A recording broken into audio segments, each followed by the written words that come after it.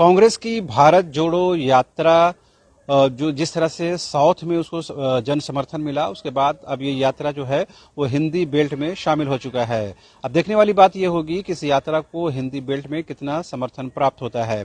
इस बीच झारखंड प्रदेश कांग्रेस से एक बड़ा जो दल है वो रायपुर के लिए निकाला गया है और राहुल गांधी के इस कार्यक्रम में उनको शामिल होना है, उनके पदयात्रा में उनको शामिल होना है। लेकिन खबर यह है कि जो झामुमो कोटे के मंत्री हैं मिथिलेश ठाकुर, वो भी इस यात्रा में शामिल होने के लिए कांग्रेस के प्रदेश अध्यक्ष समेत अन्य नेताओं के साथ सुबह सुबह रांची के बिरसा मुंडा एयरपोर्ट से रायपुर के लिए रवाना हो गए हैं और रायपुर में वे राहुल गांधी के कार्यक्रम में यानी भारत जोड़ो यात्रा में वो शामिल होंगे।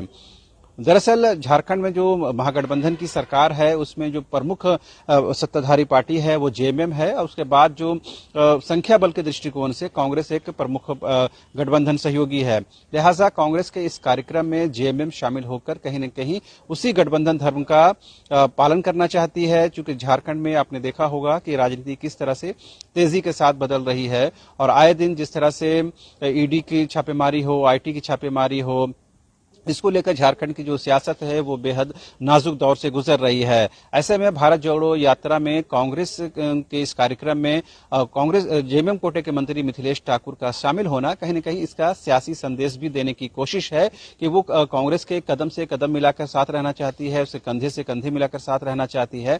दरअसल झारखंड में जो कुछ हो रहा है उनके निशाने पर सीएम हेमंत सोरेन है और हेमंत सोरेन पर जो भी आरोप प्रत्यारोप लग रहे हैं उस पर कांग्रेस हर संभव सहयोग कर रही है, हर संभव समर्थन कर रही है। इस बात की बताने की कोशिश कर रही है कि इस मुश्किल दौर में जेएमएम के साथ कांग्रेस की पूरी जमात जो है वो खड़ी है। ऐसे में कहीं न कहीं जेएमएम को भी ये साबित करने की जरूरत है कि वो भी उनके साथ खड़ी है, वो भी उनके कदम से कदम मिलाकर चलने के लिए तैयार है।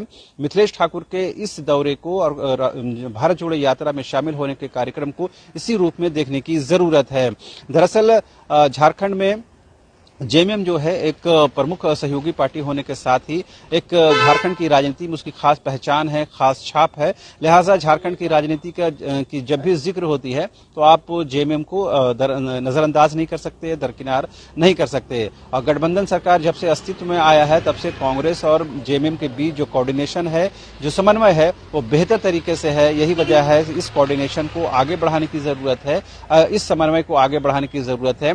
3 साल के अब तक के काल में ऐसा कोई भी मौका नहीं आया जिससे ये लगे कि गठबंधन सरकार के अंदर किसी तरह की कोई दबाव हो, किसी तरह को कोई असहज स्थिति हो। लेकिन भारत जोड़ो यात्रा में मिथिलेश ठाकुर जेएमएम के शामिल होने के बाद कहीं न कहीं ये समन्वय, ये कोऑर्डिनेशन और ये सहयोग जो है वो और आगे बढ़ेगा। और ऐसे दौर में जब जेएमएम और सरकार कहीं न कहीं मुसीबत में घिरती हुई नजर आ रही है, ईडी की छापेमारी हो, आईटी की छापेमारी हो, उसकी वजह से कांग्रेस भी कहीं न कहीं सरकार के हर परेशानी के दौर में उसके साथ है। लिहाजा जेएमएम भी इस बात को साबित करने की कोशिश कर रही है और जो राजनीतिक पंडित हैं, जो पॉलिटिकल पंडित हैं, वो इस बात की ओर इशारा कर रहे हैं ये जो कोऑर्डिनेशन है और बढ़ेगा। यही वजह है कि कांग्रेस कोटे के मंत्री मिथिलेश ठाकुर भी भारत जोड़ो यात्रा में शामिल हो रहे हैं। जाहिर सी बात है 2024 का चुनाव बहुत ज्यादा दूर नहीं है और जब गठबंधन सरकार को इतनी बड़ी बहुमत मिली है तो जाहिर सी बात है 2024 के चुनाव में भी इसी गठबंधन के साथ लोग आगे बढ़ना चाहेंगे। हालांकि उस वक्त क्या समीकरण बनता है, क्या इक्वेशन बनता है,